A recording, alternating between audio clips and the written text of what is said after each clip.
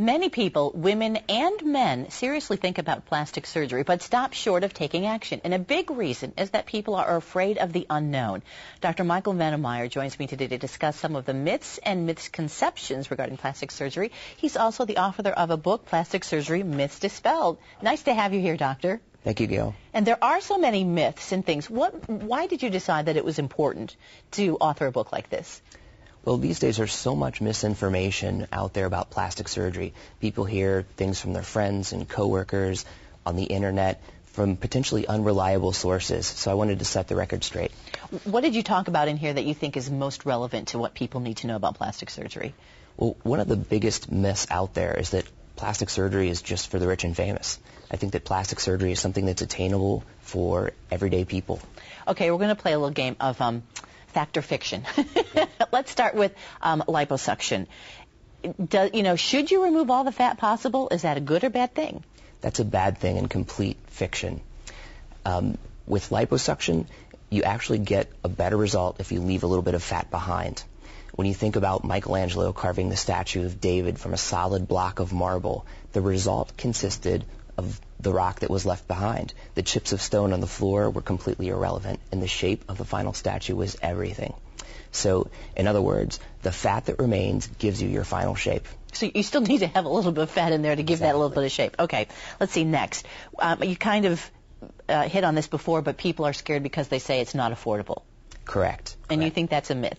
Is a complete myth. In fact, statistics from the American Society of the Plastic Surgeons reveal that 71% of cosmetic surgery patients make less than $60,000 a year. So whether people pay cash, use cosmetic surgery financing, or credit cards, plastic surgery really is attainable for nearly everyone. Okay, last one. There are folks that say, you're working on that outer beauty, but really it's inner beauty that counts. You say it's both. I do.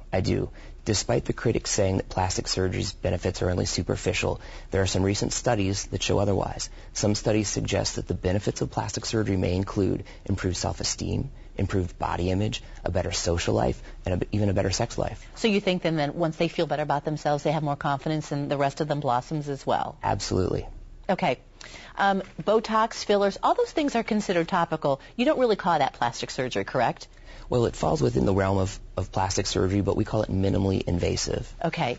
Well, where do you fall? Where does minimally invasive work for some folks? And when you recommend that next step where you go under the knife? Mm-hmm. Well, certainly minimally invasive treatments will never match the results of surgery. But what they're good for is a mild to moderate improvement temporarily with minimal downtime. But to get big, longer-lasting results, you have to go to an invasive procedure. Well, and it's interesting. You sent me some before and after pictures of some of your procedures, the ones that are surgical. And I will say that people look very natural looking. They look like themselves, only a little bit better. And here's some examples. Do you have a philosophy on how you talk to your patients as to what their expectations are when they're done? I do. I always try and have natural results because, as you said, a patient wants to look like a younger version of themselves. People do not want the stereotypical facelift appearance. So I do everything that I can to avoid that. And part of that is that I use a very artistic approach when doing my surgeries. What do you mean by that? Well, I approach the person's face with trying to make them actually look like a younger version of themselves, moving the fat back where it came from rather than just pulling everything back and tighter. Tighter is not necessarily better. It's all about shape.